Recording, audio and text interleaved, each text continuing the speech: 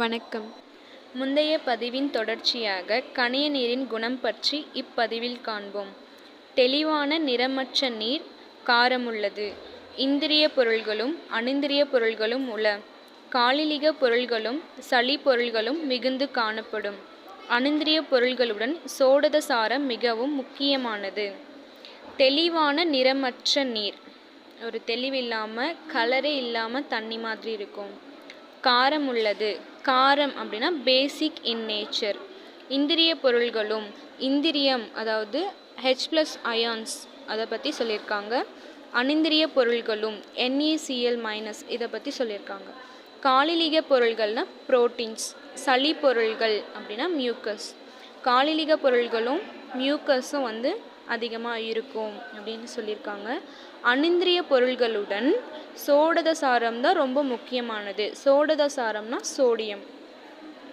கணைய நீரில் காலிலிக நொதி, நின நொதி, கரிநீரக நொதி ஆகியவைகள் உள்ளன. கணைய நீரில் காலிலிக நொதி, நின நொதி, கரிநீரக நொதி அப்படின்னு 3 இருக்குது. காலிலிக நொதி அப்படின்னா ட்ரிப்சின், நின நொதி அப்படின்னா லிப்பேஸ், கரிநீரக நொதி அப்படின்னா அமைலோலைட்டிக் என்சைம் தான் சொல்லியிருக்காங்க. இப்போ ஃபஸ்ட்டு நம்ம எதை பற்றி பார்க்க போகிறோம்னா காலிலிக நொதி பற்றி பார்க்க போகிறோம். ட்ரிப்சின். எல்லா காலிலிக காலிலிக பொருள்களுக்கு அடிக்கோலாக உள்ளது. இது ரொம்ப பேசிக்காக இருக்குது அப்படின்னு சொல்லியிருக்காங்க. புரோத பொருள்களையும் உடல் அணுக்கள் கிரகித்து கொள்ளும் தன்மையான காலிலிக அமிலங்களான கணைய நொதி சிறுகுடலில் வந்து சேர்ந்ததும் குடலுப நொதியின் தொடர்பால் வலுப்பெறுகின்றது. ஒன்றும் இல்லை, ரொம்ப சிம்பிளாக தான் சொல்லியிருக்காங்க. புரோத பொருள் அப்படின்னா புரோட்டீன்ஸ். இந்த புரோட்டீன்ஸ் நம்ம பாடி செல்ஸோட போயிட்டு சேரும் போது என்ன ஆகுதுன்னா காலிலிக அமிலங்களாக, காலிலிக அமிலம் அப்படின்னா அமினோ ஆசிட்ஸை தான் சொல்லியிருக்காங்க. அதே மாதிரி கணைய நொதி சிறுகுடலில் வந்து சேர்ந்ததும், கணைய நொதி இந்த சிறுகுடலுக்கு வந்தும்போது குடலுப நொதி, குடலுப நொதி அப்படின்னா சக்கஸ் என்ட்ரிகஸ், இதோட சேர்ந்து ஒரு கான்சன்ட்ரேஷன் ஆகுது அப்படின்னு சொல்லியிருக்காங்க. வலுப்பெற்ற பிறகு கணைய குடல் நொதியாகி சிறுகுடலில் புரோத பொருள்களை காலிலிக அமிலங்களாக மாற்றுகின்றன. புரோட்டீன்ஸை அமினோ ஆசிட்ஸை கன்வெர்ட் பண்ணுது. அதை தான் இங்கே சொல்லியிருக்கான். பெருசாக வேறு எதுவும் இல்லை. ஓகே. எனவே கணைய நொதி குடலுப நொதியோடு சம்பந்தப்பட்டு கணைய குடல் நொதியாகி சிறுகுடலில் செரிமானத்தை ஆரம்பிக்கிறது.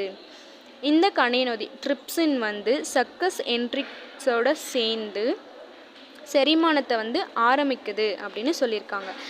காலிலிக நொதினா இவ்வளோதான். அடுத்து செகண்ட் ஒன் நின நொதி.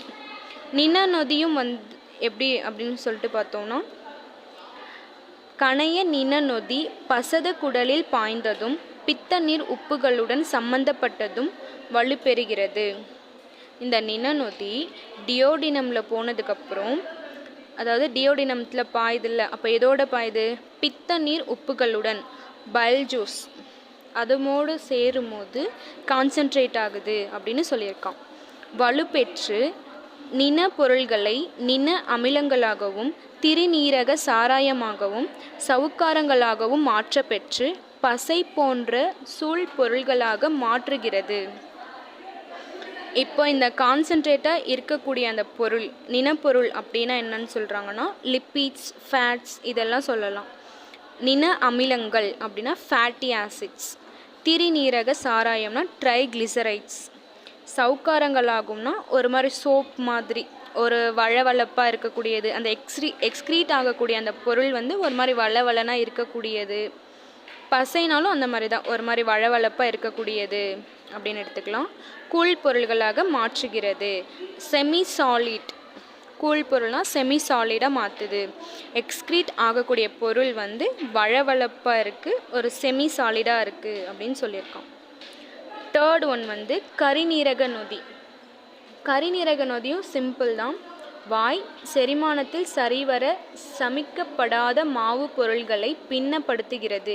இன்னும் அநேகவித சிக்குமுக்களாக காலிலிக பொருள்களை பின்னப்படுத்த அவைகளுக்கு தகுந்தாற் போன்ற நொதிகளையும் பிறப்பிக்கிறது. இந்த கரிநீரக நொதி என்ன பண்ணுதுன்னா வாயில் ஒழுங்காக அரைக்காத, அதாவது நம்ம மென்று முழுங்குறப்போ ஓரளவுக்கு தான் நம்மளால் டைஜஷன் வந்து பண்ண முடியுது. டைஜஷனுங்கிறத விட செரிக்க முடியுது. அதை அரைச்சி சின்ன சின்ன பொருளாக பின்னப்படுத்திக்கிறதுனா சின்ன சின்ன பொருளாக உடைக்கிறது தான் வந்து பின்னப்படுத்திக்கிறதுன்னு சொல்லியிருக்காங்க. அந்த மாதிரி பின்னப்படுத்தும் போது ஒரு சிலதெல்லாம் வந்து கம்ப்ளீட்டாக வந்து நம்மளை வாயில் வந்து பண்ண முடியாது. வயிற்றுக்கு போனதுக்கப்புறம் தான் பண்ண முடியும். அதுக்கெல்லாம் வந்து இந்த நொதி வந்து ரொம்ப ஹெல்ப்ஃபுல்லாக இருக்குது. முக்கியமாக ப்ரோட்டீன்ஸ்க்கு வந்து கரிநீரக நொதி ரொம்ப மேஜர் ரோலாக இருக்குது அப்படின்னு சொல்லியிருக்காங்க. இதில் முக்கியமான பாயிண்ட் அப்படின்னு பார்த்தோன்னா, இது நிறமற்றதாக இருக்கும், காரம் உள்ளதாக இருக்கும், இந்திரிய பொருள்களும் அனிந்திய பொருள்களும் உள்ளன. First point. செகண்ட் பாயிண்ட் எடுத்துக்கிட்டோன்னா, அனிந்திரிய பொருள்களுடன் சோடதசாரம் மிகவும் முக்கியமானது. அண்ட் தென் தேர்ட் பாயிண்ட், கணைய நீரில் காலிலிக நொதி, நிணநொதி, கரிநீரக நொதி இதெல்லாம் இருக்குது. இது third point. And then fourth பாயிண்ட்டுன்னு எடுத்துக்கிட்டோம்னா, கணைய நொதி குடலுப நொதியோடு சம்பந்தப்பட்டு கணைய குடல் நொதியாகி சிறுகுடலில் செரிமானத்தை ஆரம்பிக்கிறது. ஓகே. அண்ட் தென் கணைய நிணநொதி பசத குடலில் பாய்ந்ததும் பித்த நீர் உப்புகளுடன் சம்பந்தப்பட்டதும் வலுப்பெறுகிறது. அண்ட் நெக்ஸ்ட் இம்பார்ட்டன்ட் பாயிண்ட், வலுப்பெற்று நிண பொருள்களை நிண அமிலங்களாகவும் திரிநீரக சாராயமாகவும் சவுக்காரங்களாகவும் மாற்றப்பெற்று பசை போன்ற கூழ் பொருள்களாக மாற்றுகிறது. Okay. And then last one, கரிநீரக நொதி சிக்கு முக்கலான காலிலிக பொருள்களை பின்னப்படுத்த அதுக்கு ஏற்ற மாதிரி நொதிகளை வந்து பிறப்பிக்குது. இது வந்து மேஜர் பாயிண்ட்.